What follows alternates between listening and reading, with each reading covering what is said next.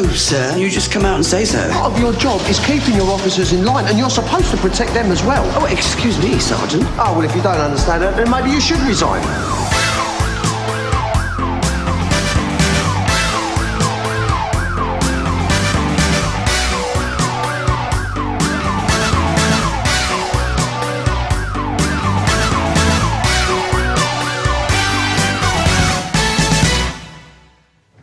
Well, both Nate and Leon are found in sick.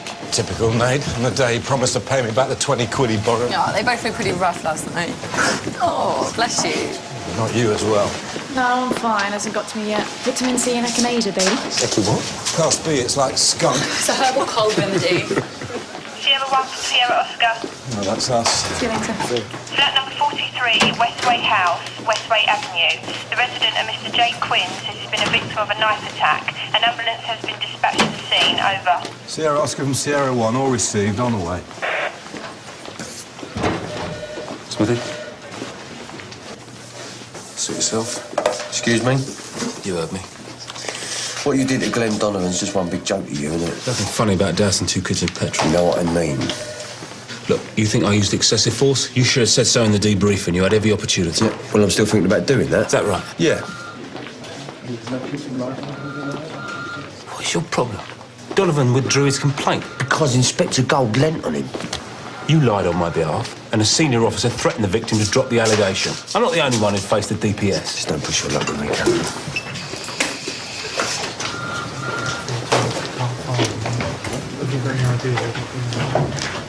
Callum, you all right?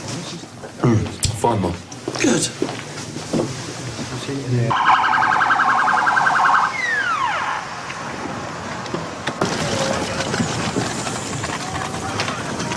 Anyone else in there? No, it's clear. Ben, you want to get some details, yeah? Yeah.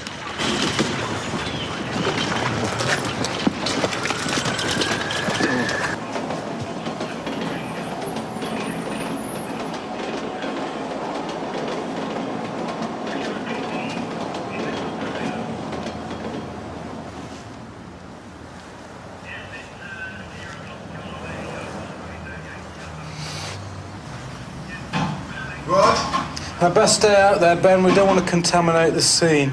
OK, I'll knock on some doors and ask the neighbours if they saw anything. OK. Jake, it's Nicola. If you're there, I need you to pick up the phone. Jared saw the flowers you left for me and we've been arguing all night. Oh, look, he's on his way to see you now. Telephone number 020850363397. Call today at 06:55 hours. 686 from 275. Go ahead, Rog. Can you do a telephone check for me, Sam? Yeah, it's all right, Rachel. Don't worry, we'll cover for you. All right, just get some rest. OK, thanks, bye. Seems very quiet around here this morning, Gina. Where is everyone? Most of them are at home in bed, sir. Some kind of virus. 2 off yesterday, 4 called in sick today, and now -1 sergeant as well. Well, if you're stretched thin, I'm quite happy to roll up my sleeves, get stuck in. But if you'd like to come with me, sir, because we really are that desperate. That's more like the old Gina. Oh, thanks for the old. I appreciate that, sir. Now you're misinterpreting me again, Inspector. Deliberately so. About the other day, when I questioned whether you still backed me, I overreacted. Gina, it's fine. I just wanted you to know that what I said was out of concern for you as a friend, not because I doubt your abilities as an inspector. It was just a bad time. We've all had a few of those since Emma died. Sally, you'll be working with Superintendent Heaton today. Oh, excellent. Try and say it like you mean it, PC Armstrong. Sierra Oscar 1 from 275. Go ahead, Roger. We've had a stabbing in Westway Avenue, Ma. Can you assign someone to St Hughes to talk to the victim? I'll deal with that, Smithy. Mr. Jake Quinn. I'll deal with that one myself. Smithy, you're with me. Bob. And I thought I told you to drop it. Drop what? This animosity towards Callum. Oh, you know what? I'm more than happy not to talk to him at all, if that's what you want. We are all on the same side. We shouldn't have to take sides, though, Mom. Go and get your stuff. You sure you're all right? Thanks, Sarge. Rog, Ben? Sarge. What's the SP? The victim is a Jake Quinn. According to the neighbours, he's lived around here for about 18 months. Generally pleasant and polite. Tends to keep himself to himself. Yeah, a lady on the top floor says she heard shouting and then a door being slammed just after the 7 o'clock news. She then says she saw a guy leaving the entrance and head towards a pink hatchback, which was parked just across the street. She described him as an IC1 male, mid-40s, brown hair, medium build, wearing a dark grey suit. I might have a name for him as well, a Christian name at least. There was a message on the victim's answering machine warning him that someone called Gerard was on his way around. 275 from 686 receiving. Yeah, go ahead, Sal. The account holder for the telephone number is Gerard Parry, 64 Mustoe Crescent. Morning. Morning. Is he on file? Nothing on Crimin. How are we all this morning? Yeah, suffering. Really? I think I might have something to help with that. Coughs and sneezes spread diseases. You two knock on a few more doors, drum up some other witnesses. Sit, girl. Let's go to Mustoe Crescent and find this Mr. Parry, Sergeant. Parry. Oi! Look, about what I said the other day about you jacking it in, I really didn't mean to say it. I was just angry. Let's just forget about it, shall we, and get on with our job. I'll let talk to the paramedics then, shall I? Could you tell us where Mr. Quinn is, please? Yeah, just take me on the right over there. Thank you. Are these the photos?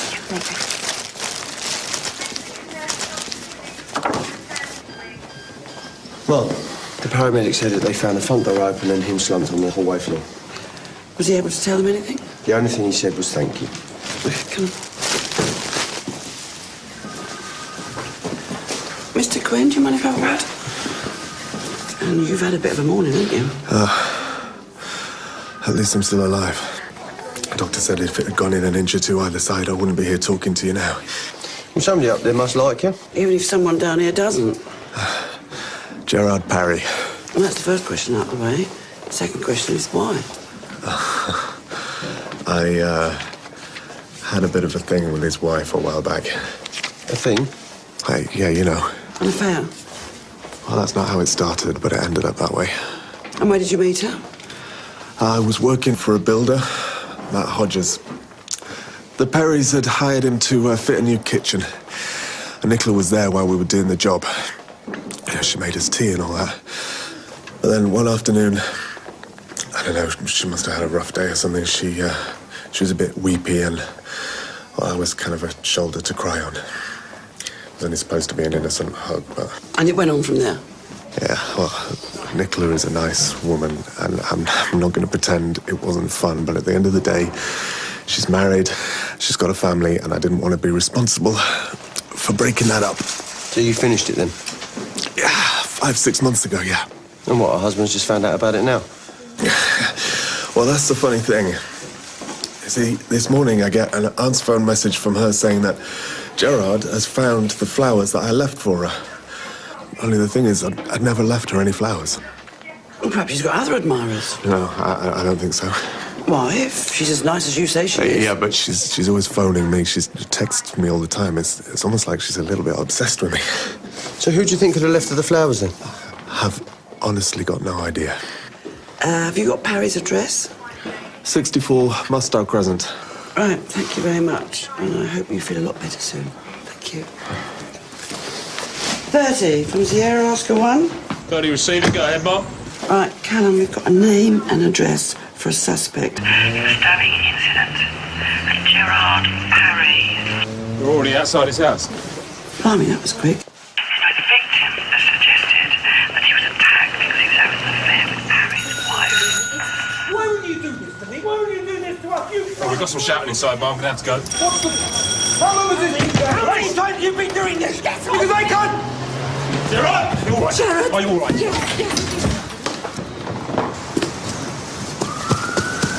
Gerard!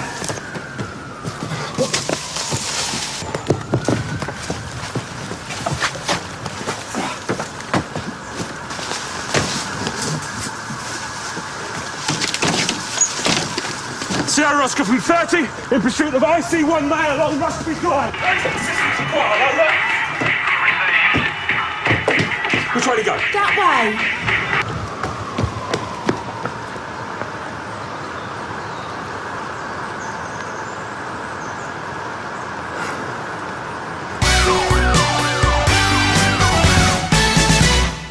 All units, Sierra Oscar. Attention requested to a Gerard Parry.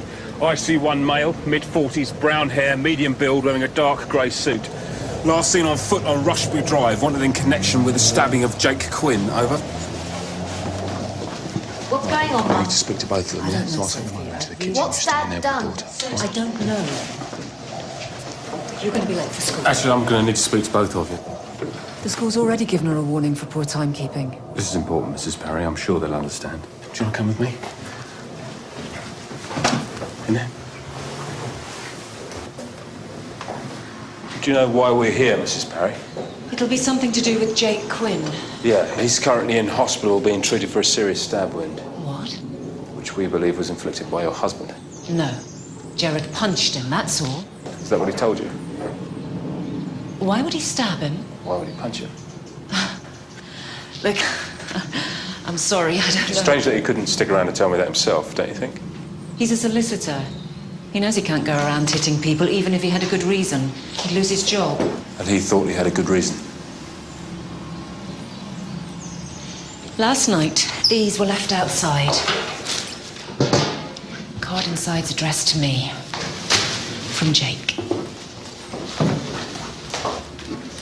Has he ever sent you flowers before? No, Could they have come from anyone else? of course not. So, why last night? Perhaps because his phone calls and text messages aren't getting any response from me. I don't know. Would I be right in thinking that you and Jake Quinn have some kind of relationship? I don't think being stalked by him counts as a relationship. It's a pretty big argument your parents were having. They either argue or they don't talk. Most of the time I just stay up in my room. Do you know what they were arguing about today? I think some bloke had given Mum flowers. Do you know why? She's always going on about how she never sees enough of Dad. Expect she started seeing someone else. That doesn't seem to bother you. They're in together because of me. When I'm 16, I'll be able to leave, and they'll leave each other. Everything will be so much happier then. Not much fun, eh, Sophie? These mares, I don't hear them most of the time. Catching up on your sleep there, Eddie? I'm a knife. Must have got kicked under there during the struggle. Get some hands, man. Yeah, come on. What are you doing? Me over at the sofa. What's wrong with you? Alright, let's see what's under here. Oh, very nice. Very nice.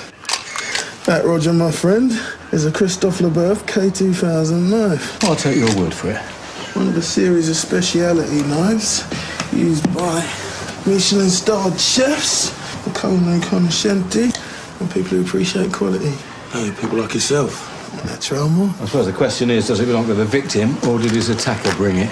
Well, if it belongs to the victim, there'll be plenty more of them in the kitchen. But look, if you can't see a chrome or metal block of them, as soon as you get in there, then don't bother looking in the cupboards. They're designed to be displayed. No.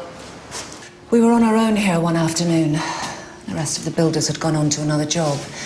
I was meant to go out to dinner with Jared that night, but he called to say he was working late again. I was upset. Jake gave me a hug and One thing led to another. I knew it was a mistake. Even as we were getting dressed, I regretted it. Jake told my colleagues that you'd had an affair. Well, that's rubbish. It was once. Well, then he started phoning me, telling me he wanted to see me again. I said I couldn't. And the texts started, and I felt like every time I left the house, he was there. In the street, in the supermarket, in the cinema. He was there. You tell your husband? No. Did you keep a record of any of the phone calls? Save any of the text messages? I deleted everything. Jared's quite suspicious. I didn't want him finding out anything else. Not after the last time. The last time? I did have an affair. Proper affair. It was 5 years ago. With a man I used to work with. I promised Jared it would never happen again, and it didn't. Well, not in my mind. Sorry, Sarge. I didn't know if you want to work with Sophie before she goes to school. Do I need to?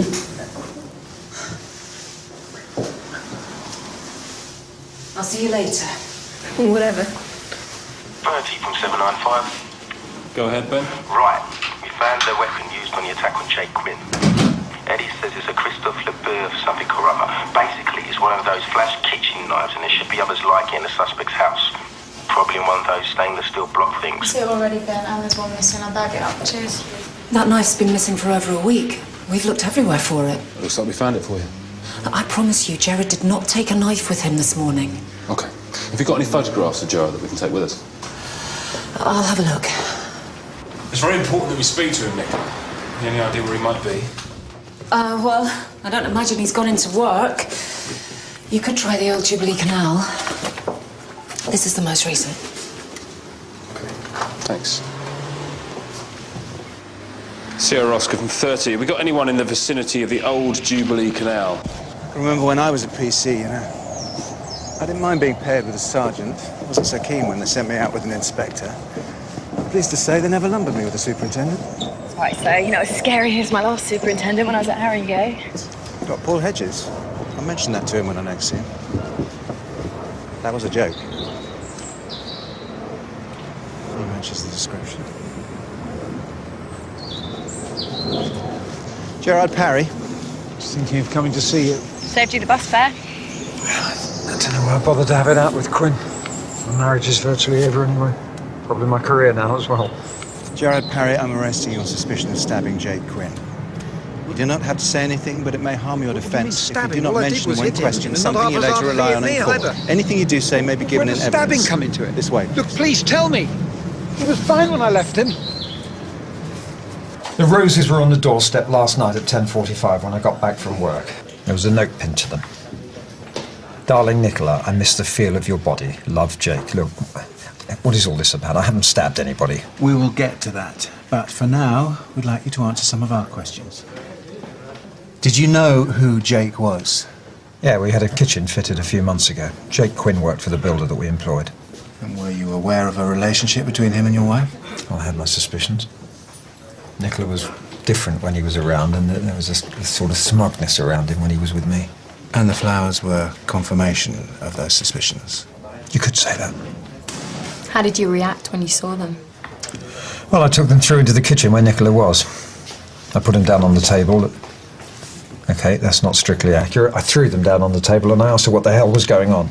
And what did she say? Well, she admitted that she'd liked him at first, you know, just to talk to, but then he'd taken it the wrong way and he'd been harassing her ever since. He must have known you'd see them. Yeah, well, I think that's what annoyed me more than anything. It was the sheer brazen arrogance of it. Nicola told me to ignore it, just like she'd been trying to do with the mobile calls and the text messages. But you couldn't do that. No, we argued all night. It wasn't the first time she'd had an affair, and I didn't believe her. What mood would you say you were in when you left the house this morning? I was up all night. I was exhausted. I was furious. I'd let things get to me. What happened when you got to Jake Quinn's? I banged on the door. I demanded to be let in. It was as if he was just waiting for me. Basically, he just laughed in my face. He told me my marriage was a sham, that Nicola didn't love me, she loved him. Then he started going on about how good she was in bed, describing the feel of her body. I mean, he was just trying to provoke me. What did you do? I punched him. Wasn't much of a punch, I'm not a very good fighter, but... Then he punched me back. And we struggled for a bit, but I wasn't strong enough to knock him down or hurt him, and he knew it. All I'd done was just make a fool of myself. Anyway, I yelled at him to leave my wife alone, and I left the house. I slammed the door, I got into the car, I drove home, and I hadn't been there long when your officers arrived. How was Jake Quinn when you left him? He was grinning. Well, he's not grinning now, Gerard. He's in hospital recovering from a serious stab wound. Exhibit E09. This is a photograph of a knife that was found at Quinn's flat. Do you recognise this knife? I don't know. It looks like one of the ones I got to go in our new kitchen. Well, we believe it actually is one of the knives you bought. It matches one missing from the knife block we found in your house. Did you take this knife with you to Quinn's house this morning? No! You've been up all night arguing with your wife. You were angry with her, you were furious with Quinn. Well, yeah, but... By your own admission, you're not a good fighter. I didn't take a knife with me. And how did he get there? I don't know. It's got your fingerprints on it. Your knife, Gerard. Your fingerprints. I didn't take a knife with me. I certainly didn't stab him with it. I mean, that's not me. I'm not like that. Not a lot of people are. Unless, for example, they've just found out that their wife's been cheating on them. Look, I know what you're trying to say, and you've got it wrong. You've got it completely wrong. I'd never do anything like that. Now, as you all know, we have a suspect in custody for the stabbing of Jake Quinn. He's been interviewed, and we've got enough evidence to charge him. Before we go ahead and do that, I want to try to separate what we know happened from what we've been told happened. You think he might be innocent, sir? Well, let's just say his performance in interview wasn't what we expected. Roger, you and Ben were first on the scene. Yes, Mum. The paramedics were there already when we arrived. Yeah, they found him slumped in his hallway with a stab wound. How did they get in? The paramedics said that the front door was open when they got there. Well, according to Gerard, he slammed the door shut behind him when he left. Yeah, one of the neighbours confirmed she heard the door being slammed. So who opened it again? Must have been Quinn. After he'd been stabbed. I checked the front door of his flat, and we need Eddie to confirm this, but I didn't see any blood either on the door frame or the handle. Plenty of blood everywhere else, though. And plenty of blood on Jake Quinn's hands, too. Well, there's one discrepancy. And what about the knife? Are we certain it belonged to the Parrys? It's got both their fingerprints on it, sir, and it matches the type missing from their kitchen. Nicola insists that it went missing a week ago. And then there's the flowers. The roses that were left for Nicola last night. Have we got any idea where they were bought? Bog standard roses wrapped in cellophane. They could have come from anywhere. The card attached to them was equally anonymous. I mean, yeah, it was addressed to her and signed by Jake, but it wasn't handwritten, it was printed on a computer. She's sounding like 6 of one, half a dozen of the other at the moment. Nicola says that Quinn's been stalking her, but he says she's been calling him. He said that he didn't even send her the flowers. What if Nicola sent herself the flowers? Is that likely? The daughter said Nicola was feeling neglected by the husband. It would be one way of getting his attention. I don't buy this. I mean, she hasn't even told her husband about this one-night stand with Quinn. Why would she settle this up? Well, Quinn claims that she's been stalking him since the end of the affair. So maybe this way, she gets it all out into the open and she gets to punish Quinn for rejecting her at the same time. Sir, I'm still waiting on the mobile phone records from Nicola and Quinn, but we've got the Parrys' landline records, and they show that multiple calls have been made from their house to Quinn's flat over the last few weeks. It's beginning to look like the stalked may be the stalker. I'm going to go and speak to Nicola again. Yeah, me and Smithy get back to the hospital, talk to Quinn and try and iron out some of these discrepancies. OK, everyone, let's get to it. I know you said that Quinn was stalking you, but we're not sure what to make of the information we got from your phone provider. Well, what are you saying? How many times have you called Quinn? Once, twice, to tell him to leave me alone. Well, we've got 40 calls made from your home phone to his. Well, that's not possible. Some of them short, less than 20 seconds, others longer. But I didn't call him. Somebody from this house called him, and I hardly think it would have been Sophie or Gerard. Besides, the calls were made during the day when Sophie would have been at school and Gerard at work. The only person who could have made the calls would be you. But I didn't. You sure you want to stick to that story? I have spoken to Jake since we slept together. I've already told you that. But only to tell him to leave me alone. Now, I certainly wouldn't have called him anything like 40 times. I wouldn't.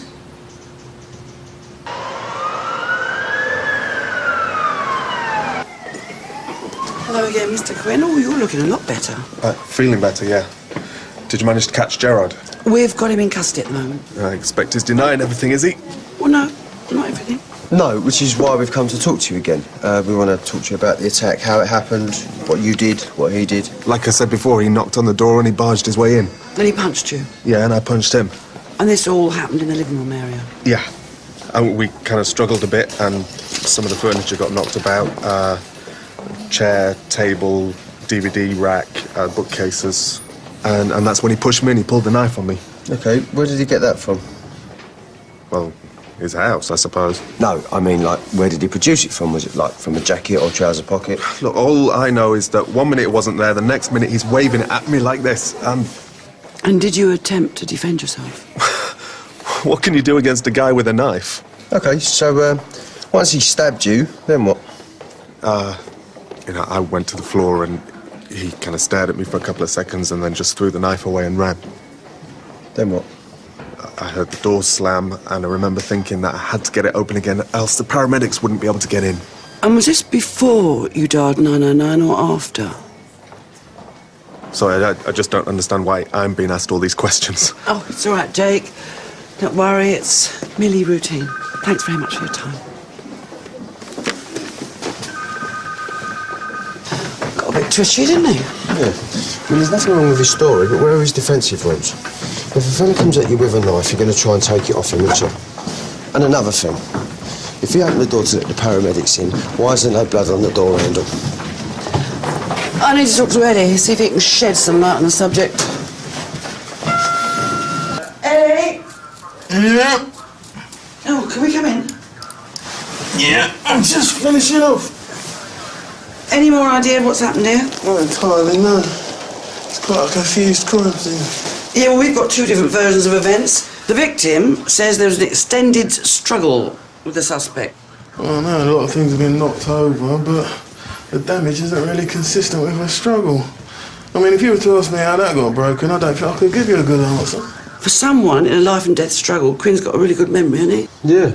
Considering that Parry could barely remember which room they were in. Well, the assault definitely took place here.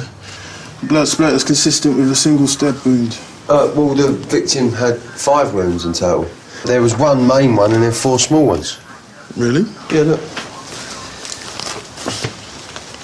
And they're kind of close together, and it's not like Gerard Parry was throwing darts at a board. Quinn must have been moving about, trying to get away. Yeah, well, the blood patterns would have been very different.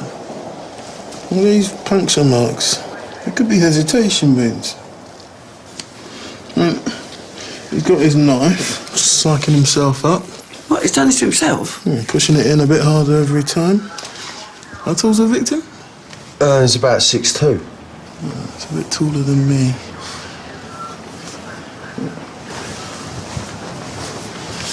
Right, so this is his knife. Now, if I'm gonna push this into my stomach, I'm gonna need something to lean against. It's solid, like a wall.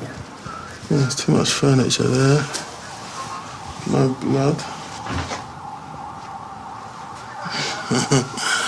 Oh, here we go. Now, I'd say that corresponds with the handle of the Christophe Leboeuf K2000 knife, wouldn't you? Mom.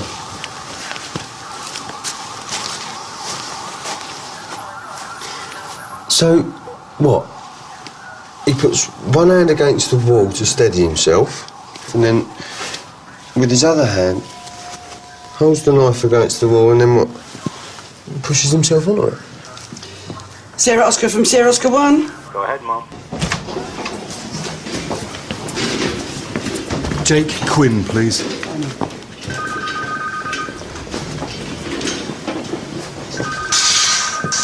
Oh, great.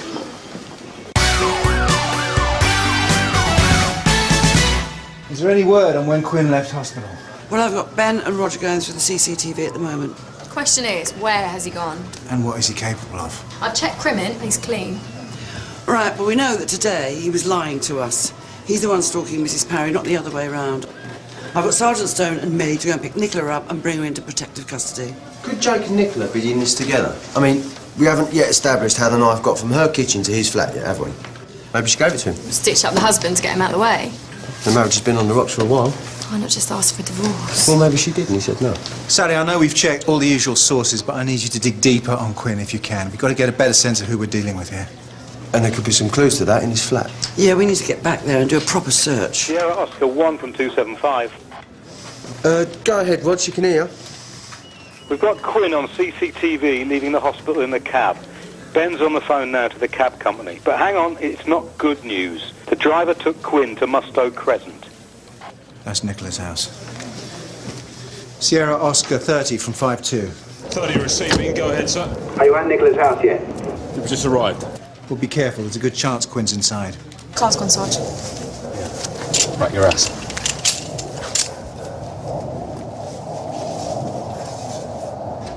Nicola? Mrs. Parry?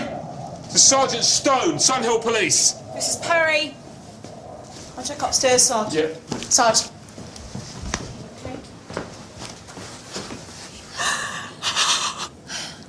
He was here. Jake. He wanted me to go with him. When I told him to leave me alone, he grabbed me. Started pulling at my clothes. Okay, we're here now, okay? He showed me where Gerard stabbed him. I told him Gerard wouldn't do something like that. Gerard didn't do it. Looks like Quinn stabbed himself. When the builders were fitting your kitchen, would they have had access to keys? Yes. I gave them a set to let themselves in. So Quinn could have copied them. Let himself in and taken the knife. I suppose so. Okay, Nicola, your car's no longer here. Do you know where it is? No, the keys live in the cupboard. There's no car keys in there, Nicola. Do you know what the registration number is? R146UHM. Okay, let's get you downstairs and get you looked at, okay? All units, Sierra Oscar. Go ahead. Attention requested to a pink VW Polo, index number Romeo 146, uniform Hotel Mike. Vehicle believed stolen, driven by Jake Quinn. Be advised that suspect is violent. Over. All right, Sal, yeah, I've got a passport here. It says he spent some time in Australia between October 2006 and April 2007. Hang on. It looks like he was deported. So he must have done something pretty serious to warrant that. Get on to Interpol and the Australian police, see if they can shed any light on it for me, thanks. Okay. Mum, Quinn's single, right? Not for what I'm trying. We'll see what you make of this.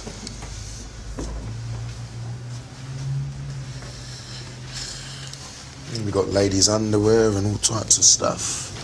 Maybe he was getting ready for Nicola to move in. What's the bet? And these are the keys to Nicola's house. Mum, what's the newspaper clippings here? A bankrupt farmer shoots himself in front of son. Farmer Donald Albury shot himself in front of his 15-year-old son, Jake. Do you think this is our Jake? Changed his name? Maybe. Well, I found this payslip, dated last month. It now looks like Quinn works at an internet cafe on Bannerman Street.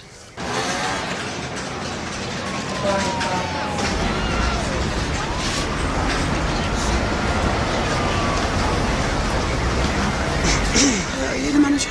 Yeah, what can I do for you? We'd like to talk to you about one of your employees, a Jake Quinn. Jake.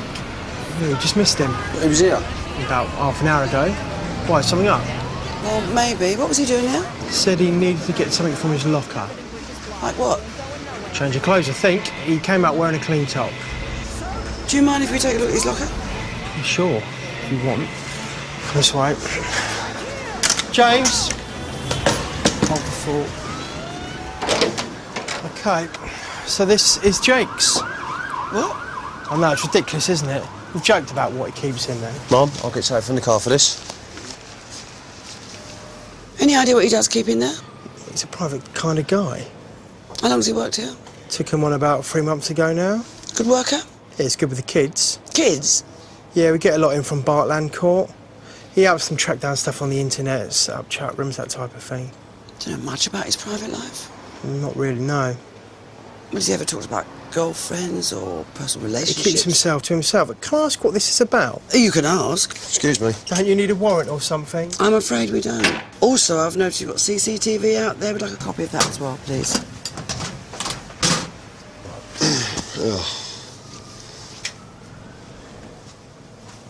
Hang on. What's that? It's Second World War and German. But the pistol for it, it's not in here. Sergeant.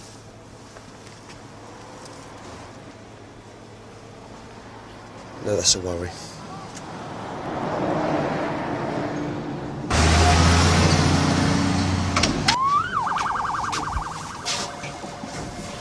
You told me what happened. Are you all right? Yes, I think so. Are you sure? I'm sorry, Gerard. No, it's okay, don't worry. We'll talk about it later. Quinn was in our house. He made a copy of our keys. We're pretty certain that's how he got hold of the knife. And he stole other things too. Clothes, jewellery, cosmetics. We also think he used your house phone to phone his mobile to make it look like Nicola was calling him. Apart from our officers who were out looking for him, we've also got people digging into his background, trying to build up a picture of his personality. So if there's anything you can tell us. Well, you're the one that talked to him. We believe he has next of kin in Suffolk. Did he ever mention Donald Albury to you? He said both sets of parents had died when he was young. I got the impression he was brought up on a farm or near to a farm. I don't think he had a very happy childhood. We've also learned that he visited Australia a couple of years ago. Did that ever come up in conversation? He spent some time in Melbourne. He met a girl there. They were together for a while, then they split up. He said she didn't understand him. Is there anything you don't know about him? Excuse me, sir. Can I have a word? Excuse me.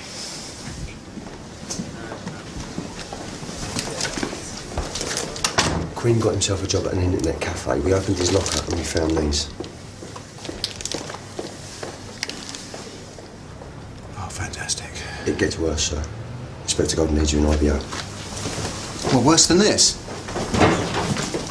So there's Quinn there, and here, and that could be a gun in his waistband. And there's another problem. I dread to think. Yeah, you see the young girl here? Sophie Parry, Nicola and Gerard's daughter. I've circulated her details.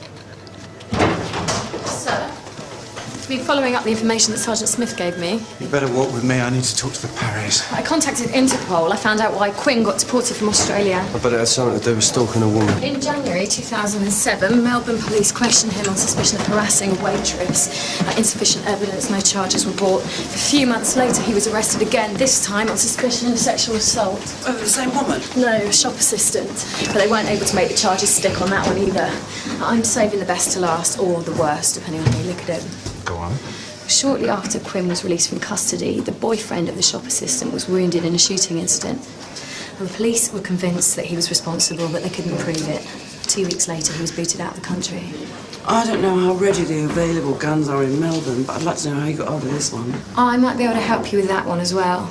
I spoke to Suffolk Police about the incident in the newspaper that you found. There was nothing suspicious about the suicide of the farmer. Donald Albury was up to his neck in debt, but they never found the gun he used on himself. Now, his son, Jake Albury, witnessed his father shoot himself. Now, he was 15 at the time, and he says he doesn't know what happened to the gun. So Jake Albury being Jake Quinn? He took on the name of his foster family. He was with them for a while. After that, a succession of care homes, and then social services lost track of him. Just as we've lost track of him now. The sooner he's in custody, the happier I'll be. Well done, Sally. Sir. What are you saying? Where's he taken her? We don't know. But we are making every effort to find her. Oh.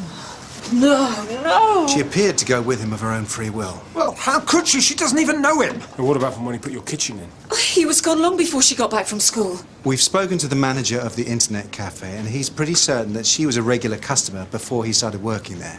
It could be that he befriended her as a way of getting to you. Why would she go with him? We don't know. But our main concern is to find Quinn and your daughter. So has she got a friend? Anyone who she might talk to about him? Holly. Yeah. Holly Carr.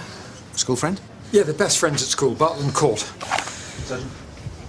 Sierra Oscar 1 from 5-2. Go ahead, sir. We need you to get to Bartland Court School. We'll talk to Miss Polly Carr. She's a pupil there.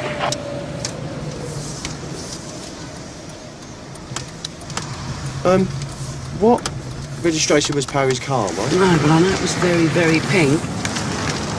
This means Quinn's already at the school.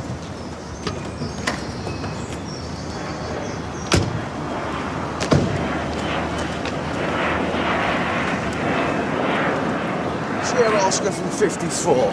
Bartland Court Comprehensive School. Urgent assistance required. We've got a suspect on the premises believed to be armed. Over. 54, Sierra Oscar received. Excuse me? Can you tell me where we can find the headmistress, please?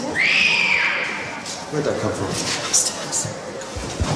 Are you the headmistress? Yes, Tamsin Blake. What's going on? We're going to need to evacuate the building. We've got an intruder here. Thank you.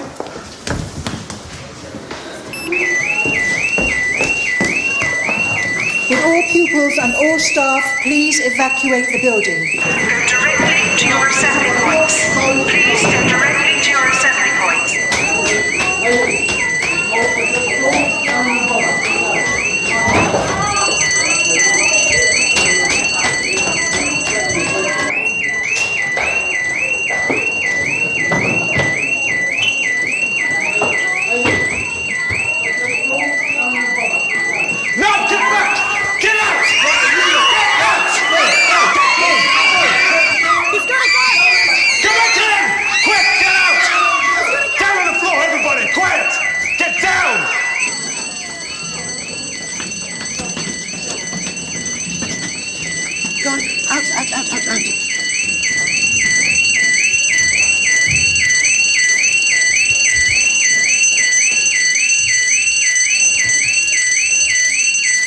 from Sierra Oscar 1. Smithy, where the hell are you?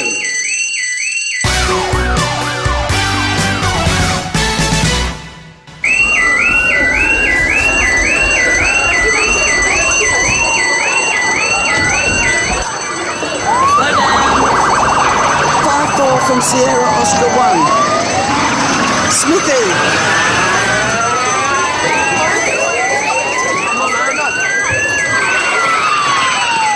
Got everyone out?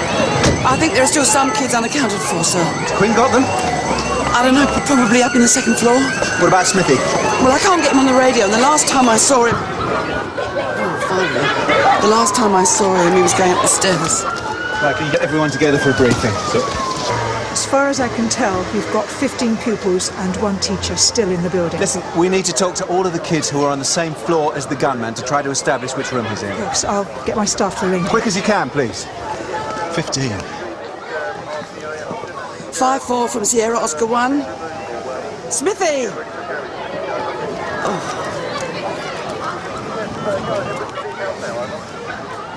This is Dale Smith.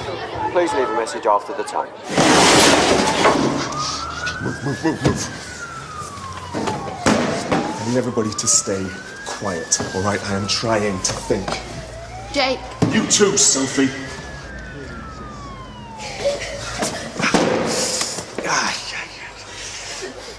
Has anybody got any paracetamol or anything? Anyone? Oh, would anybody give it me if they had? Of course not. Nobody move.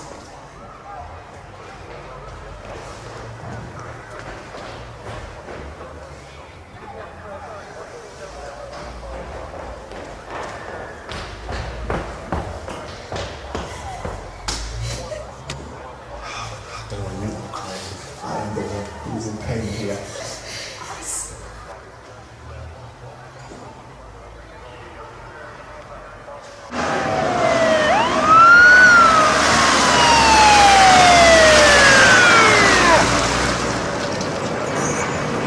Sir!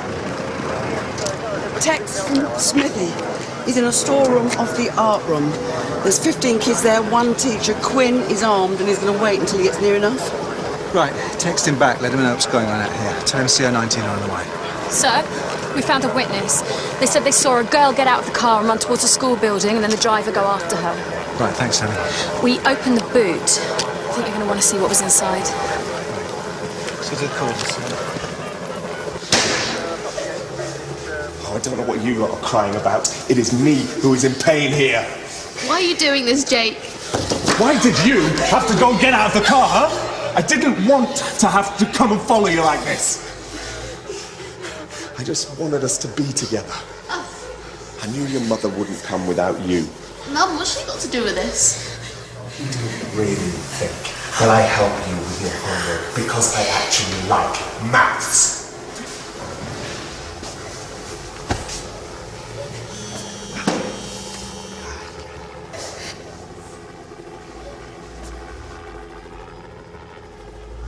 Right, let's secure the scene and get forensics down here.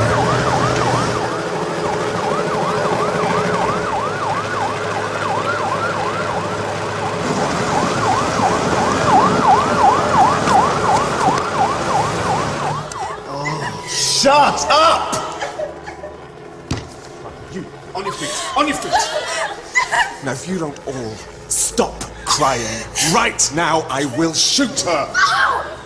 Do not make me have to use this, because this will shut you up once and for all.